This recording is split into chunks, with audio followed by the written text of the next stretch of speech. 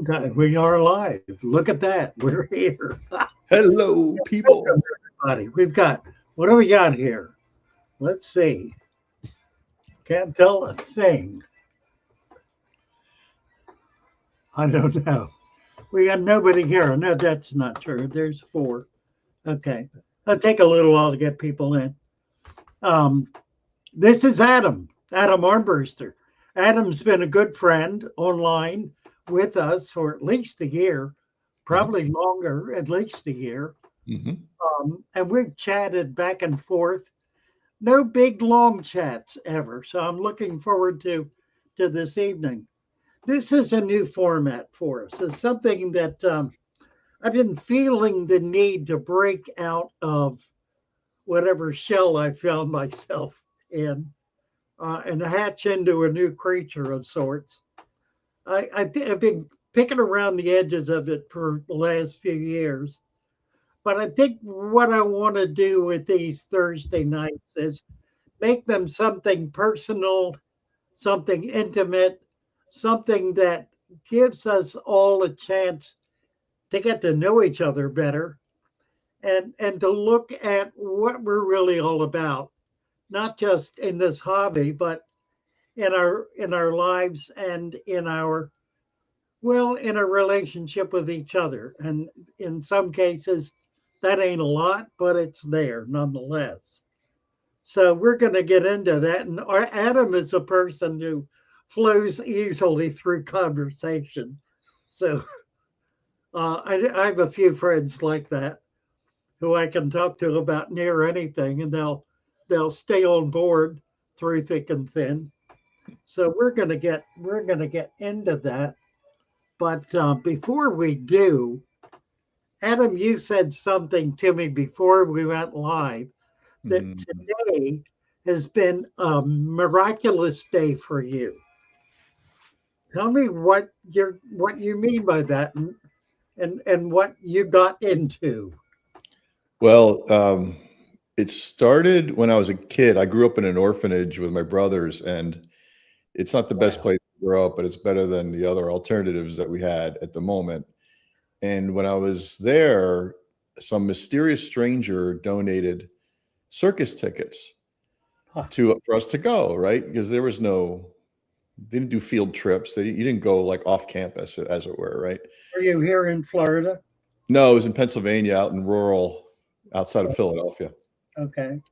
Yeah. So we went to the circus, and my life changed. I saw impossible feats. I saw magical things. I had never seen any of this before. And it stayed with me my entire life. And this is, frankly, it's almost 60 years ago when this Wow. happened to me. And I said to myself, my whole life, I said, wouldn't it be great to pay that back, to take a whole bunch of kids to the circus who had never seen it before?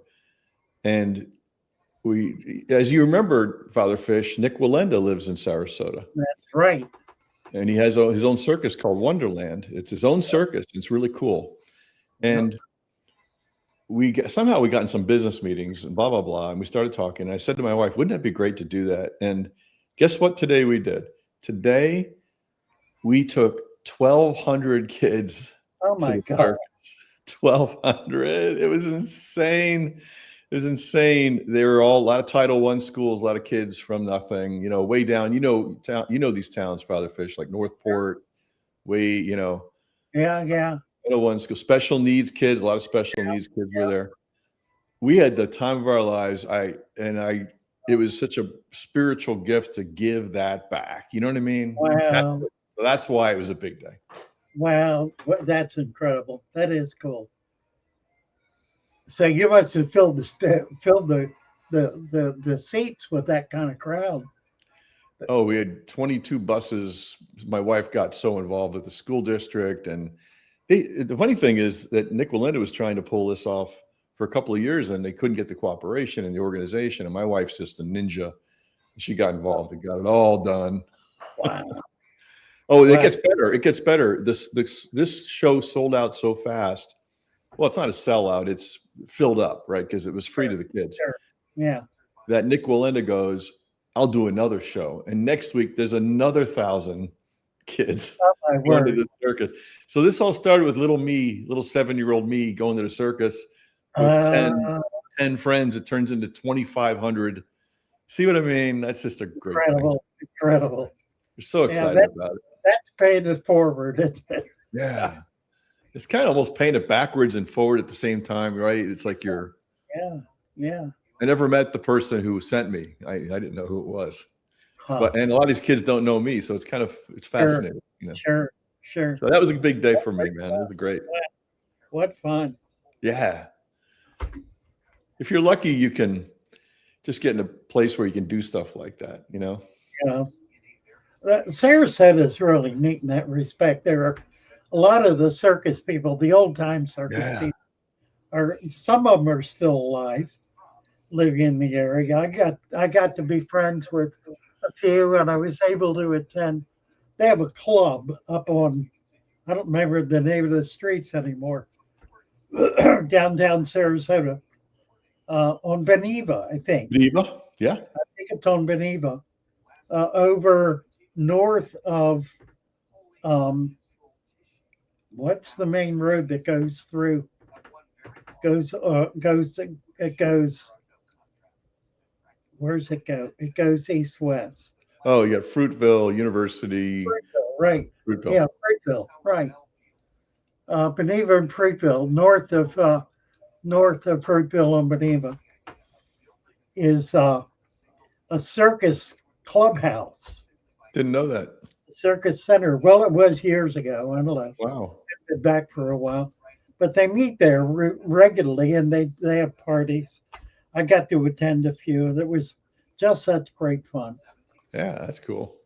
I was able, the year I moved to Florida was the year they discontinued the winter quarters. So I was there for the last winter quarters That was in the Ringling Circus. Yeah.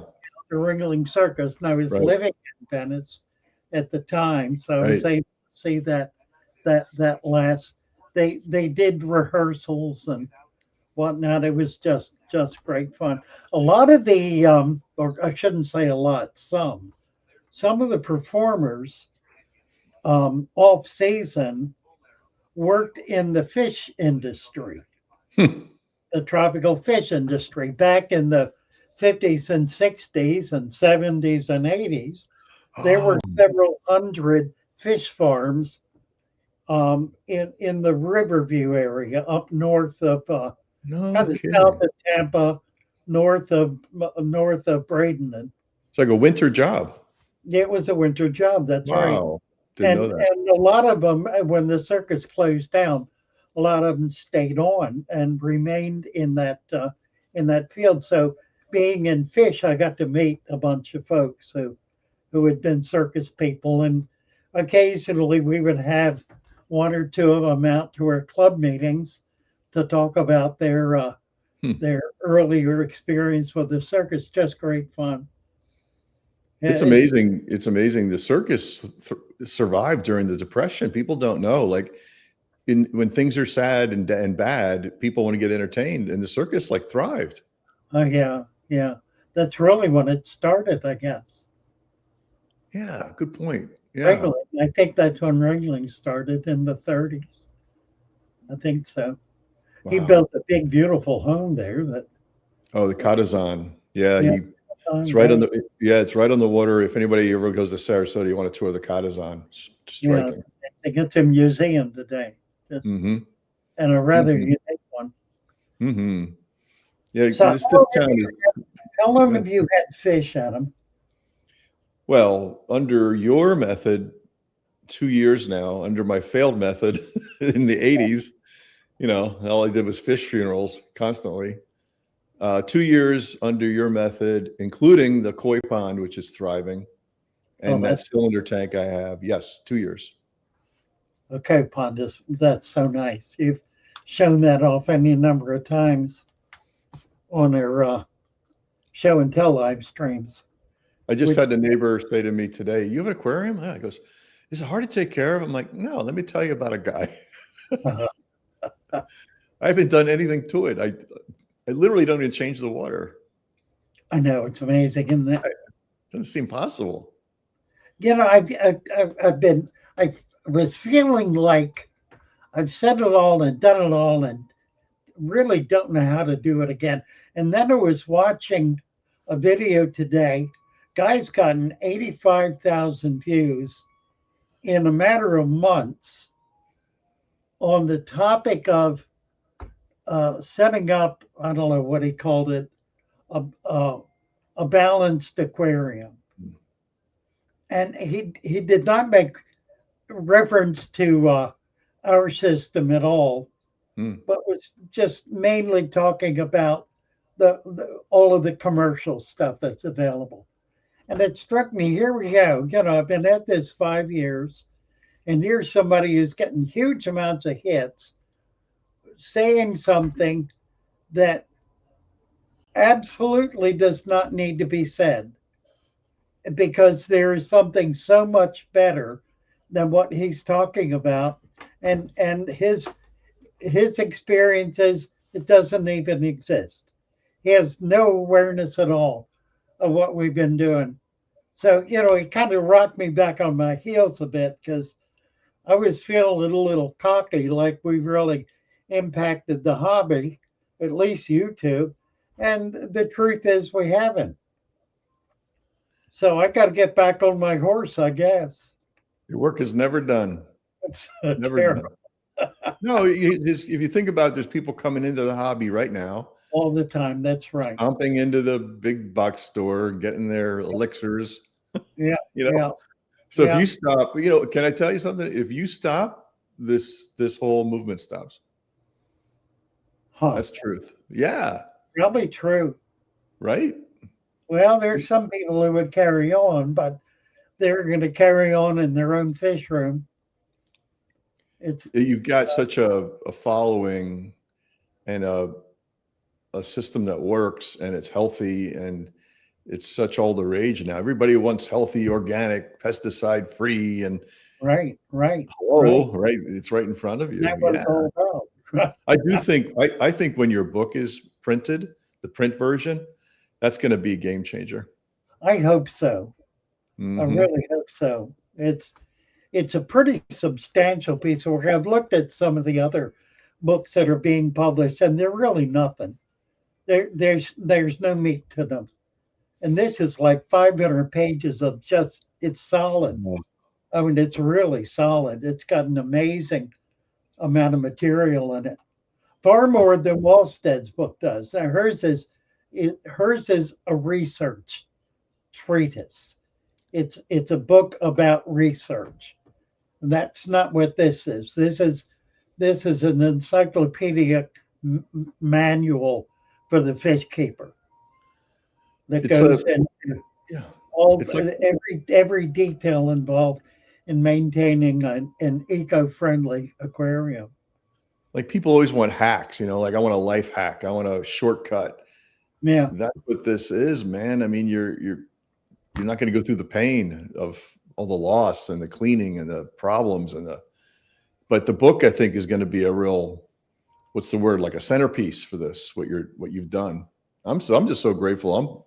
I found it. I don't even know how I found you. I'm like everybody else. I just stumbled in somehow. Yeah, I know. We should be at the printer in January. That's going to be a big day.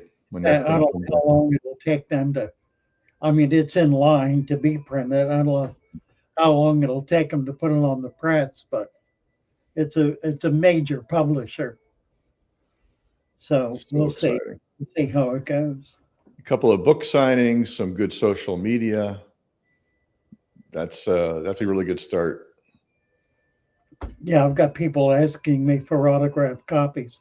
Oh, yeah. It's going to be a real problem. I mean, I can do it, but we have authors on 3 continents. So I don't know quite how we're going to pull that off. I know. Go fly them all in. Yeah, really. That's what we ought to do. Fly them all in. If we sell 50,000 copies in the first 2 months, we'll do it. We'll fly them all in. Well, you're going to sell them on the website. I mean, I can't wait to get my hands on it, frankly. I like the ebook, but I'm more of a, I guess I'm old school. I want to have that thing in my office, like right here, just to grab it. Everybody And, says that. That's right. Yeah. yeah, yeah. I Yeah. want to grab it and I want to use it. And It'll be on Amazon. It'll be in Barnes and Noble.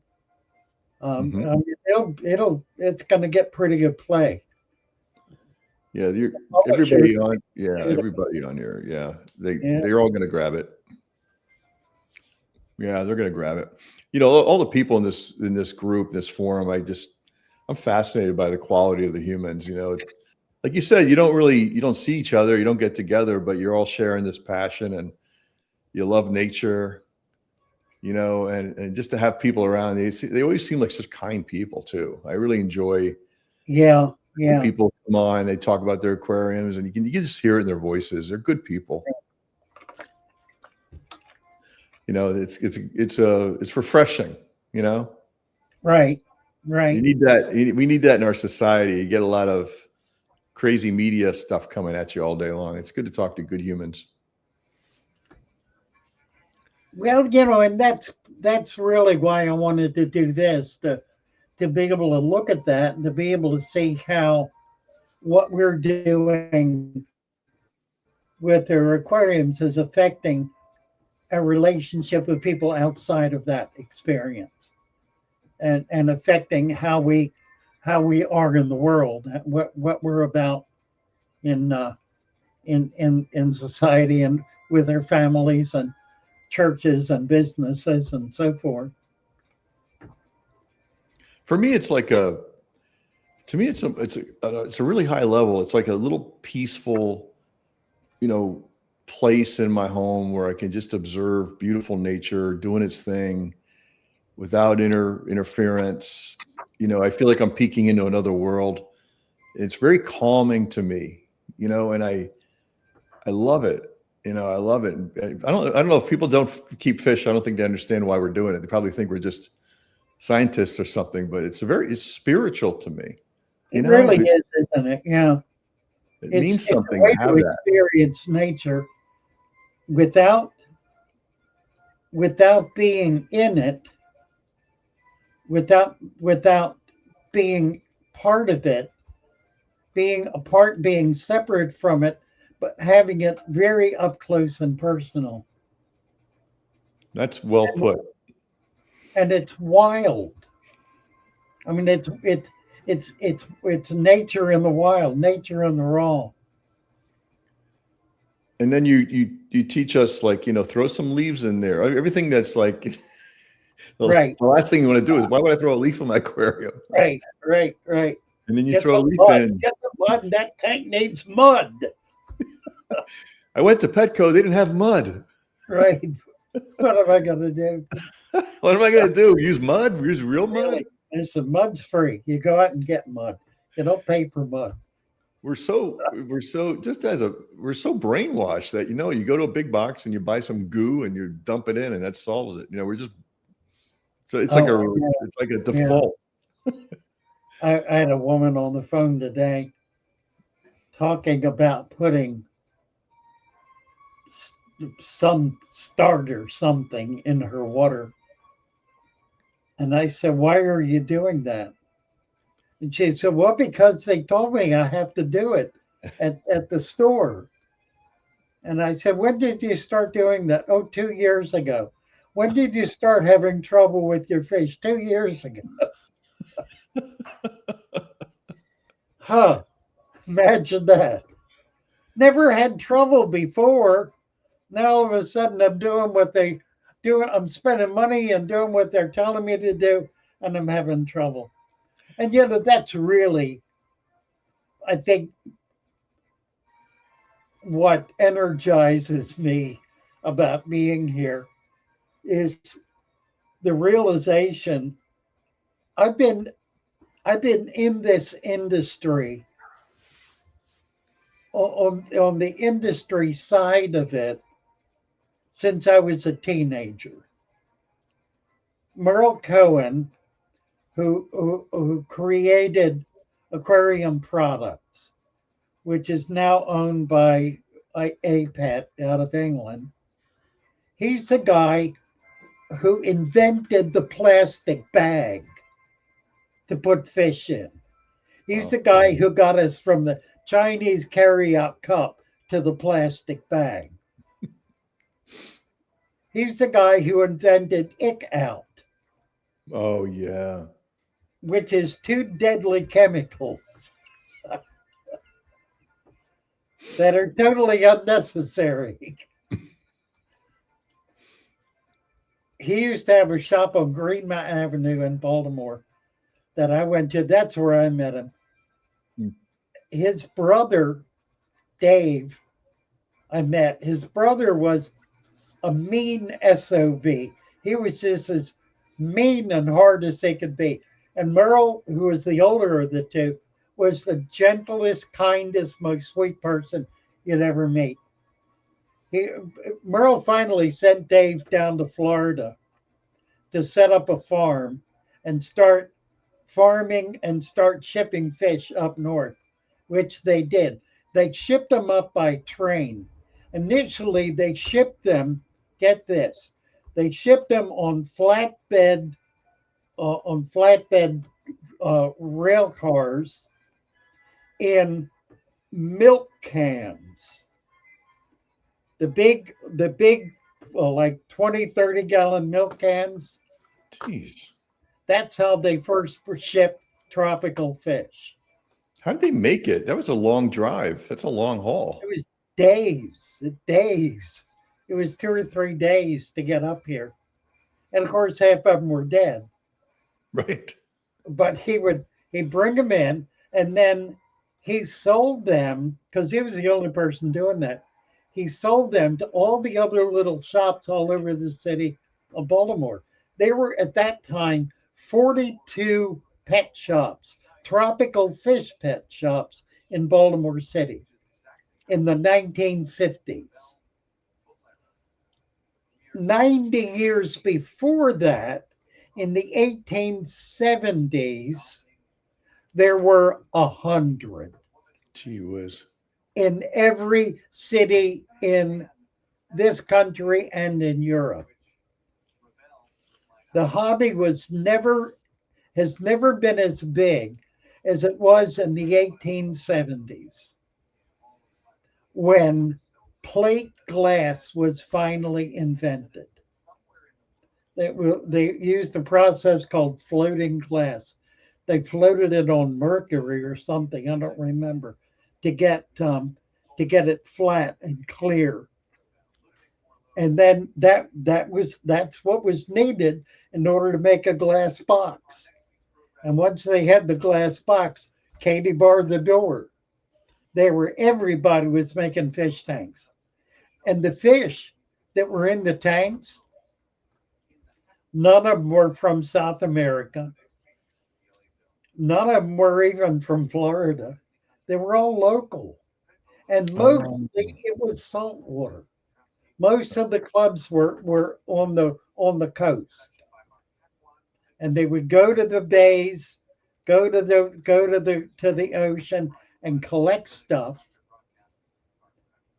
In It was a hobby for the wealthy in England, where the wealthy English folk would go down to the beach on the weekends, and they would collect and bring stuff back and put them in these beautiful old Victorian tanks that were like 3 feet around, well, 3 feet diameter. They were round things, stood on a pedestal about 3 to 4 feet tall. hmm.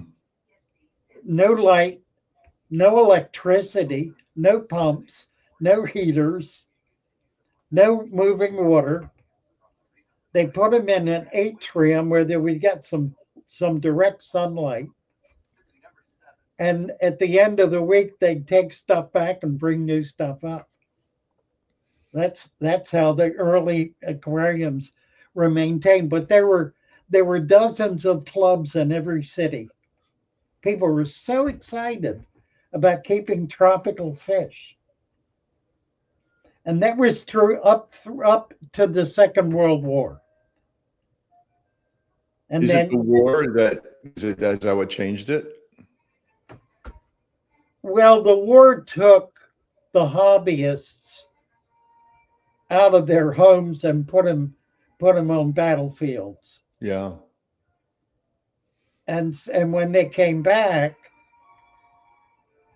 what they came back to was the beginning of the industrialization of the hobby. Right then. That's when things started getting invented, when the air pumps were developing, the filters were developing. There were people there were large national there were companies going national, making aquariums, making food, all this stuff, and it became it became an industry. So like late 40s, early 50s. Yeah, and then right, late 40s, early 50s, and then by the 60s it was pretty solid. there were there were a dozen or more major manufacturers around the country who were cranking stuff out. And what that did was it created a marketing strategy to sell whatever products could be developed, could be invented. And that's gotten worse and worse and worse. There are some companies that are really ethical. Most of them are not. Most of them just crank out whatever they can think of and try to make money at it. I remember like when I got into the hobby, like in the late 70s, I guess it was. Yeah. No, yeah, mid 70s. Right. Like you didn't just get an aquarium. You got an aquarium and it was all packed. All the stuff was Yep. inside of it, right? Yeah. Including food samples and little Yeah, medicines. 90% of which were totally unnecessary. The people who were in the hobby 20 and 30 and 40 and 50 and 100 years before that never heard about such things. I started in the hobby in the 40s, and we had a light. I think we had a little box filter. We had an air pump, of course, a tank, and that was about it. I don't even think we had heaters. And it took a while for somebody to figure out how to make a heater, how Man, to put it in a glass tube. my kit in the 70s came with everything plus. Everything, right? So you Right. guess we were being trained that this is what you do. That's exactly right. All right. And that was really, in many ways, the downfall of the hobby. That's Yeah. when the hobby really stopped growing. And the reason it stopped growing is because of the people who were excited about it and wanted to do it and got into it and bought all this stuff. They took it home and they failed. Yeah. They tried again and they failed. And by the Yep. third time, it was out on the curb. Yeah. 90% of the people who try to set up a tank fail and quit. 90%. So the hobby, the industrial end of it, has become first time buyer. On the fish side, at least, that's not true with dogs and cats and birds, but it is with fish. It The doesn't seem fish smart. department at the big box stores depend on the first time buyer It doesn't seem smart. I mean, if you want a long-term customer, why would you have them fail 3 months out of the shoot? because you're not going to get a long term customer unless you're really focusing on fish, plants, and the other living stuff that's in the tank. And they're too hard to learn how to take care of. I mean, there are more and more shops doing it. We're focused, and we're getting it back because the local shop cannot compete with Amazon and the big box Mm-mm. stores for dry goods, but they can compete for livestock. Yeah. They can more than compete. They can overwhelm.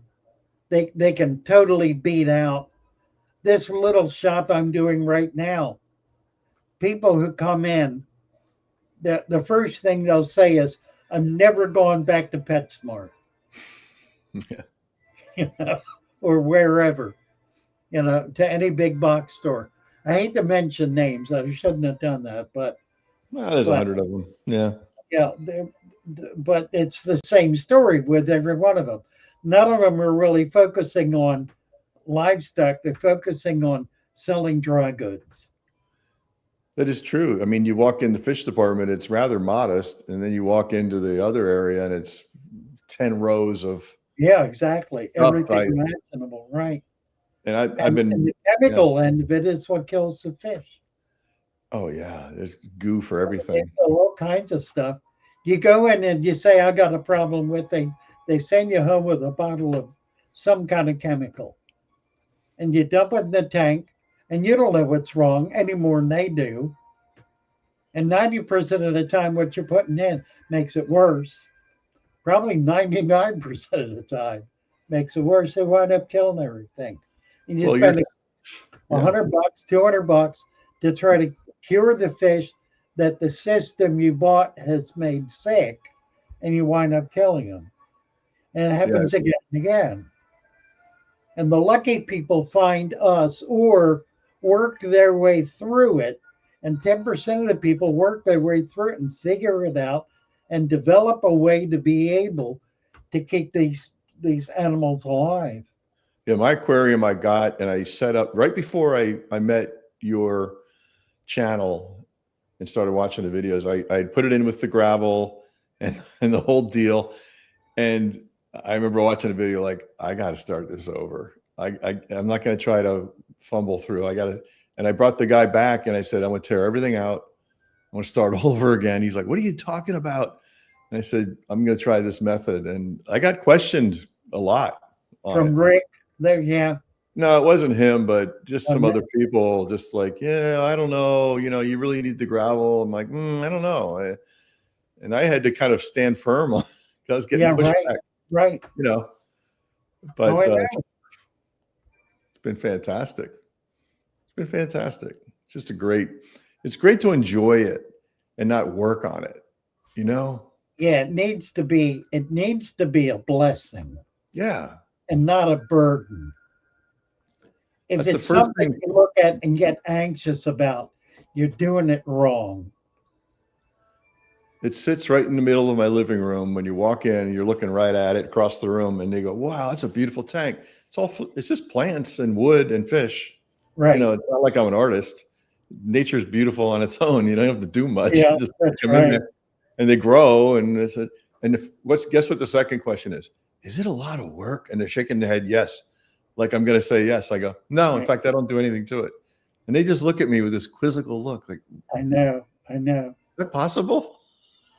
Funny, isn't it? Nobody believes me. I tell them I don't Yeah. touch it. I add water once a week. I don't scrape And it. I don't, but that's how it puts you in touch with nature because you then come to understand that nature is not forever fixing itself. It's already fixed. It's already healthy. It's already working. It's already doing its thing. It doesn't require intervention. yeah, it's got a couple million year head start on you. Maybe it knows what it's doing, you know. Yeah, I was watching a video I did a while back. In fact, I just redid it. It's getting no views, but it's a beautiful video um, about a bathtub. Oh, I Or watched that one. right, the bathtub video. Mhm. Yeah, That and is a good video. I like people. Everybody here should watch that one. it's a wonderful video. Yeah, it's a good story. It might be the best video I ever did in terms of content and just the aesthetics of it are Yeah, amazing. It just, I mean, I didn't do that. I hired a guy who did that, who happens to be brilliant, and is no longer working with because he's gotten to be way too big now. He cut his teeth on me, and then moved into the big time. you're a star maker. Amazing. Yeah, that's the thing is like I was talking to on my podcast, I do a business podcast. Well, not business, but it's people. And I had on there Christine Johnson from uh, Big Waters Land Conservation. So when you lived here, Father Fish, it was a different name. It was like Gulf Coast Conservation Society, or they changed it to Big Water, but they buy the land along the Gulf of Mexico, Gulf of America, and they buy the land along the Manatee River, and they buy the ranches. Oh, really? And then they deed them permanently undeveloped forever. Huh. And they have like 2,000 acres they've gotten their hands on. And I said to her, like, why do you keep buying these ranches? I thought you were like water, and she goes, oh, Adam, the ranches filter the water that goes into the creeks that go into the rivers. So you're nodding your head. You know all this already. I'm learning, right? Like, oh, now it makes sense. Like, that's the filtration system. Well, that's why so many rivers in South America and other islands and other places around the world are destroyed by logging, by farming, by even cattle ranching, because the cattle will ruin streams. The nitrogen, right? The waste. Well, they just go in and tear them up. They'll wallow in them. They tear them up. Oh, their feet, their hooves on the grass. They're everything. They knock the banks down. They turn them into mud holes. And then in South America, once the harvesters who were harvesting the little neons are gone, then the gold rush comes in, and they start dumping mercury in the creeks that bonds with gold dust. Oh, geez. And then they burn that off in order to be able to retain the gold. But in the process, they poison the water with mercury. That's a new one. Gee whiz. Much less poisoning the guys who were in there doing it. Yeah, no kidding. You know what they say, the cure to every disease is hiding in the Amazon somewhere, right? It's some little fungus, some little mold. Yeah, right. Right? The cure for everything's hiding in there. But think about this. 500 years ago, the Amazon forest did not exist. Wow, are you kidding me? I'm serious. It was 100%, virtually 100% of South America was agrarian farming land. Oh, okay. It was all cultivated. Yes, and that's just coming back to me. All the plants that are in the Amazon now are cultivated plants. That's right. Out of cultivation. That's right. They're uncovering those farms. They're pulling back, right, and they're finding the structure of these farms hidden in the Amazon. Terra preta is ancient farm beds, soil pits that were developed 1,000 years ago that are so rich you can take a handful of that dirt. It's so microbial. Wow. You put it anywhere and it creates a fertile area. Just creates fertility in the soil. It's got to be so packed with nutrient. Imagine. It's amazing. Yeah. Wow. Man. Yeah, it was fascinating listening to this Christine talking to me about it, about like here in Florida, like I'm in one of the counties where we don't have an aquifer. We're sitting on clay. The rest of Florida has an aquifer. That's right. So if we don't protect our land here, like all the runoff just goes into the lake, and that's our drinking water. There's no like natural filtration at all. So like it's a really big deal when you start reading up on it. It makes you really want to get involved with it, at least try to be aware of it if you can't, get involved. But that's why there are fish farms in that area, because the ponds are dug down to the clay. And the water that's then in the ponds is the water table. So it's flowing ever so slowly through all those ponds. The worst thing that a farmer could do is dig into the clay and it's about 2 foot deep, and dig through it, and then he can't keep water in that pond. It just leaks out the bottom. It just goes right through like a hole in the tub. That's funny. And I brought up the Everglades to her too. I said, "Do we learn lessons with the Everglades, with the sugar industry and everything else?" She goes, "Yeah. Like we're figuring out. We gotta." She said to me that it is the most what's it called? The rebuilding of the Everglades is the most expensive, Yeah. most expensive project in the world Yeah. of its kind, And the most enduring. And it'll be 100 years. Oh yeah. Undoing everything that was done by the Army Corps of Engineers. Do you know there's a documentary about the Everglades where the government, I guess it was the state of Florida, sold the Everglades twice, and and twice got it back. Huh. They sold it like in maybe somebody, if you're interested, you can find it on YouTube. But they sold it. Some developer wanted to give them all this crazy money, and these old cats, they knew better. Like, oh, you want to give us a bunch of money? Sure, you can have some Everglades. Right. They knew they wouldn't be able to develop it. This mosquito-infested swamp, like so they poured all this money in, ran the railroad lines in, started dredging it, draining it. Boom, ran out of money, went belly up. The state took it back. Next guy came back like 10 years later. I want to buy the Everglades. They're like, yeah, sure, you can have it. The 20s. That was the 20s. Is it the 20s? Yeah. Yeah. I think it's called Glades, the documentary. I think PBS did it. You can still, I remember driving through, there were roads put in. Nothing was ever built. No. But that's where a lot of drugs were flown in. Oh, gosh. Those are so remote. Yes. Yeah. I know a funny story about that too, but yeah, there was a lot of salacious activity going on here in Florida. Yeah, right. These especially, I knew this side of Florida, they used to run the boats up from the Bahamas and Jamaica with all the pod on it up the west side of Florida. Right. And the one time a guy came in with a load and his boat was so heavy, it got stuck. He got stuck. He didn't know what to do, and they just basically walked out and arrested him. Yeah. Oh. He was loaded to the gills. Too funny. Yeah. There's a Wild West down here, man, in the 70s especially. Yeah, I got there in the 90s. When did you move to Florida? I got here in 2000. I came down from Philadelphia.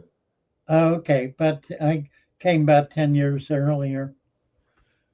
And there's another good book called Shark Man of Cortez, and it's a local author, and he writes about how he used to go out.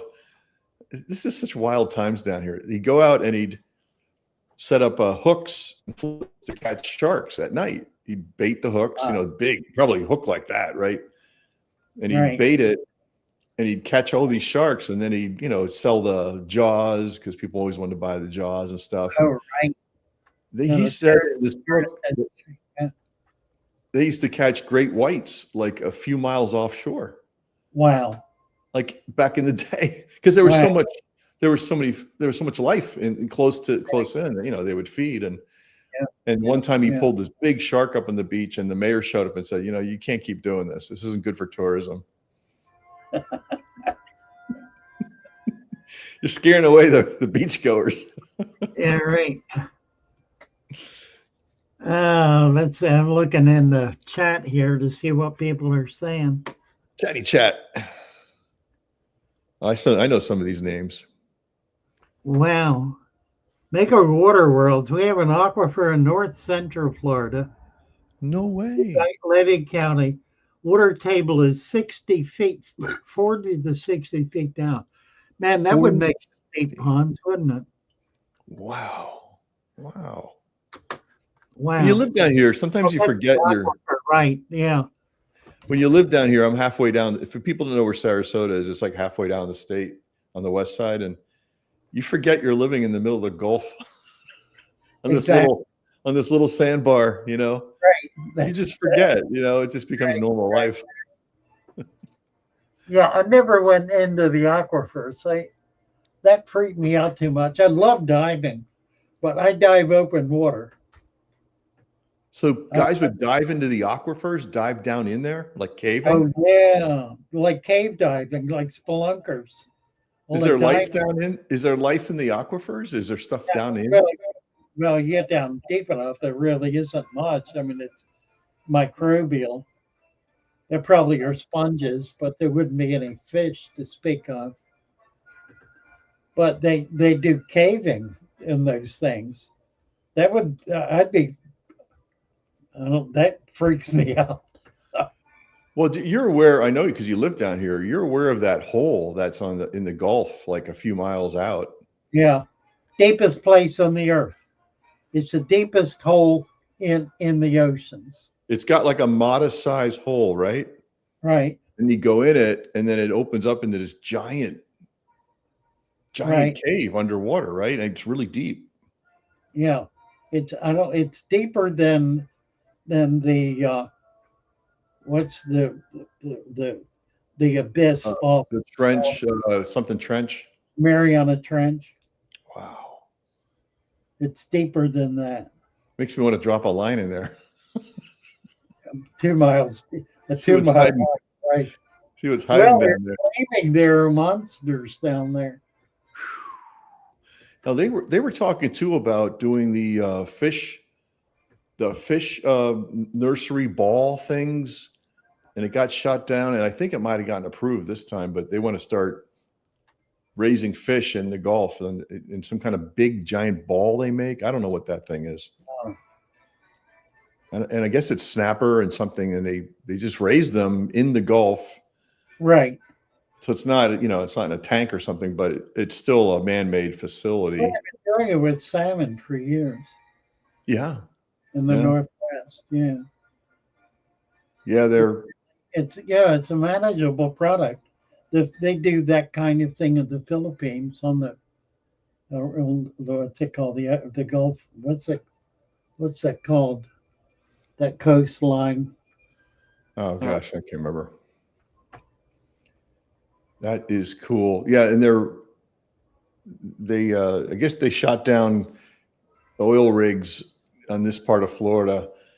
And I don't care. You have people with different viewpoints about it, but I was hoping they'd just do at least one because then I can go fish some snapper off of it. Yeah, oil rigs aren't so bad. It's the windmills that are the killer. Yeah, I was driving from where was I driving? Western New York State going east, and I was going up through some farms, and man, they were just lined up. It looked like they were touching each other. Yeah, I got a fun story about that.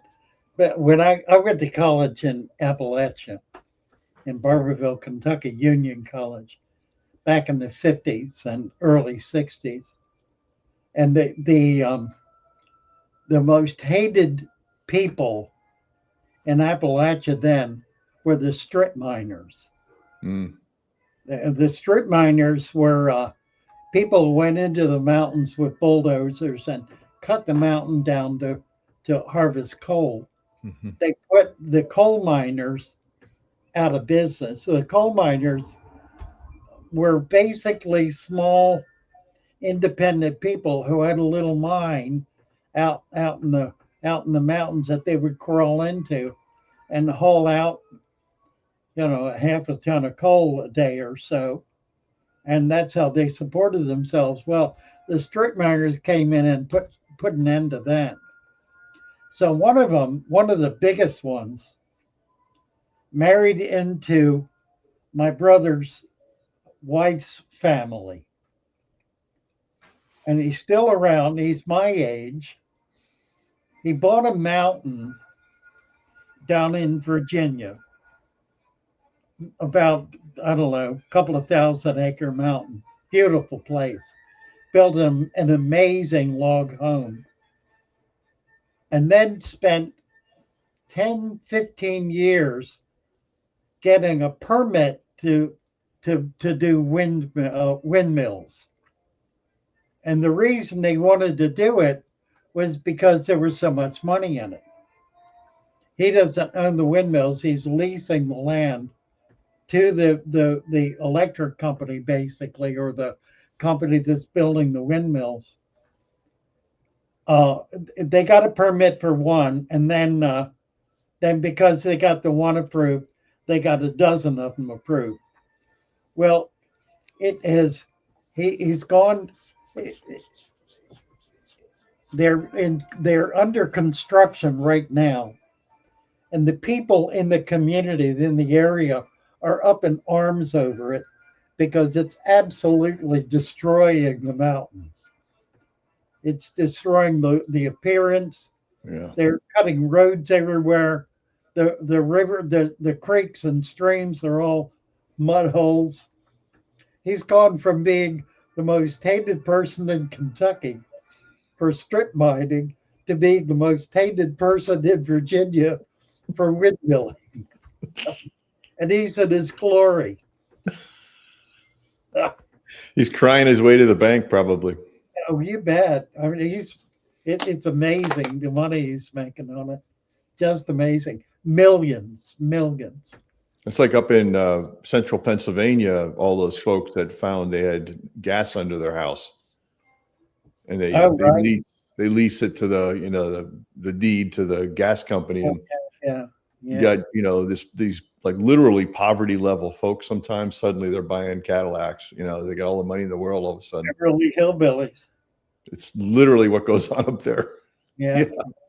Yeah, that's something. Yeah, I'm not a windmill fan. They are not attractive, and I understand like a lot of birds get wiped out by the things too. They fly through them. Yeah, they're terrible, particularly hawks, eagles, Yeah, owls. You know, and the those are big important. are just they're being totally wiped out. And they discovered that in the ocean, it's throwing all of the mammals' sonar off. Whales. Yeah, whales and porpoises are grounding themselves The in sound of record it. numbers. Oh, jeez. It's just one more. It's another Chinese curse. It's like the green mindset. Yeah. Yeah, all of the technology for the windmills is Chinese. It comes from China. Mm. It's not local. It's not. We're not developing it. Well, as soon as you put economics on a green mindset, this is what you get, right? That's not really a green mindset if you think about it. It's not at all. That's exactly right. And that kind of brings us all the way back to the fish tank, doesn't it? It absolutely does because monetizing an aquarium guarantees that the fish are going to die. Yeah. It absolutely does because you can't pour money into a fish tank other than by paying for fish and plants and expect a good result. Because there's nothing you can put in it that's going to make it better than dirt and water.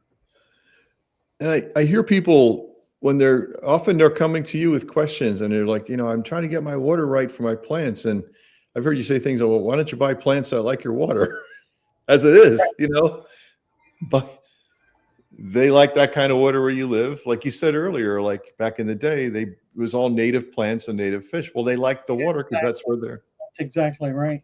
I can't remember. I guess it was Henry Hall. Somebody said to me, oh, maybe it was Merle Cohen. They one of those guiding principles that I've abided by pretty carefully, and that is I only keep fish that can live in my water. I don't try to keep fish that won't live. I mean, I may get them and try them, but if they die after the second or third time, I don't do it anymore because I can't keep them alive. See, again, trying to put your will on nature. Yeah, exactly. It's exactly right. Nature And wins. trying to change it to make it work, and that doesn't work either.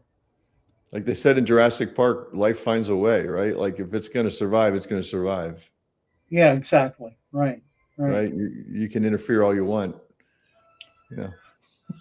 But they say, like, when you make your plans, God just smiles like, oh, go ahead. Yeah. Make your plans. Really, go for it. Do it. Do it. See what happens. Go for it. Know it all. Right. Adam, we've been here an hour. Oh my God. You're kidding me. Isn't that amazing? Oh, geez. Wow. Nearly. I Hope think we didn't put everybody to sleep.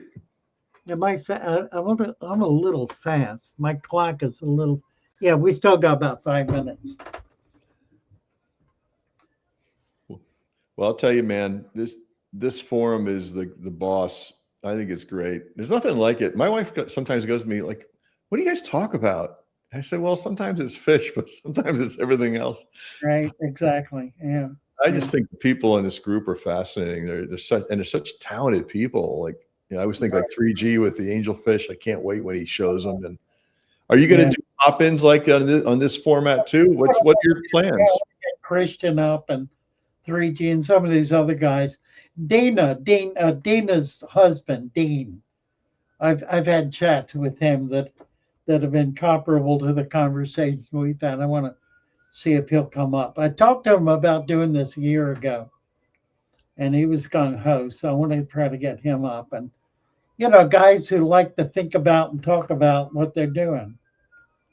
Yeah, it's cool. It's cool. It's kind of like the old, like town square. You can just sit and talk to somebody. You know what I Right. mean? But Right. with the pace of life, everybody's running around and there's no time for it. Right. Sit around the pickle barrel. And if you don't have a screen in your face, people think you're weird. You just sit there and talk like. No. Geez, well, thank you, Adam. It's been fun.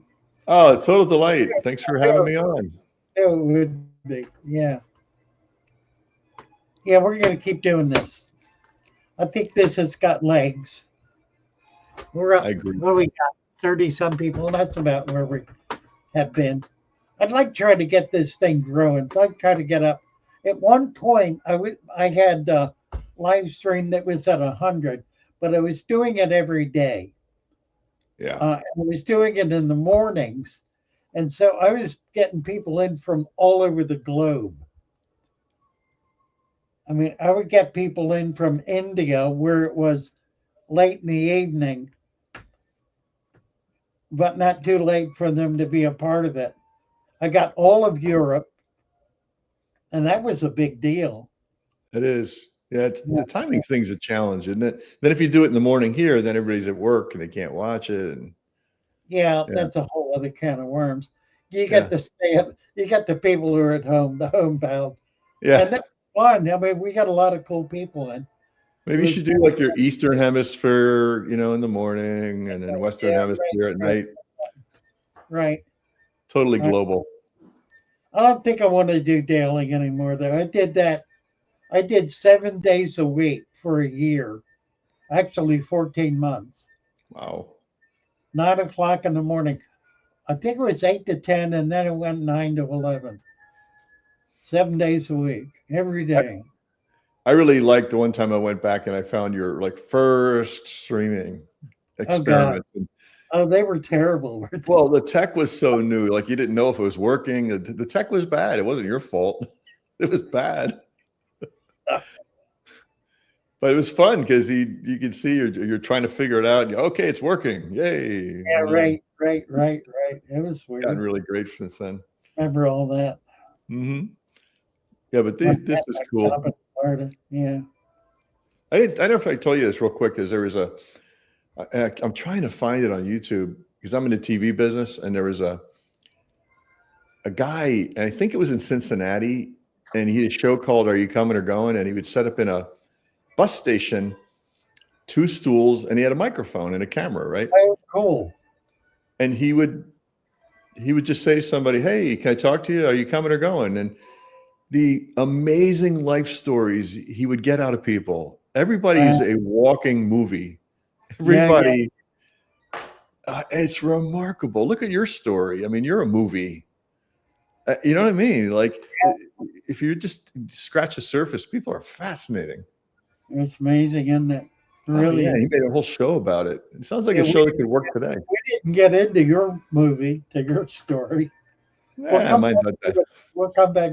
I did appreciate your story at the beginning. That was really interesting. Oh man, today was a life moment for me. That was a bucket list. Yeah. 1,200 kids all excited to see the circus. And these kids, you know this, they grow up on screens now. They don't go to stuff like that, you know, or and a lot of these kids didn't have the means to go anyhow. Even if they wanted to go, this costs money, you know. Right. But to give them that thrill and to see their face, and I will tell you, the noise level in there was breathtaking. Wow. My wife was like, she had her fingers in her ears. Kids, yeah. That's how loud these kids were. It was a blast. Mm-hmm. Did you get some video of it? Oh, yeah. You know what? They just told me today that we recorded it, which I didn't know. They recorded it.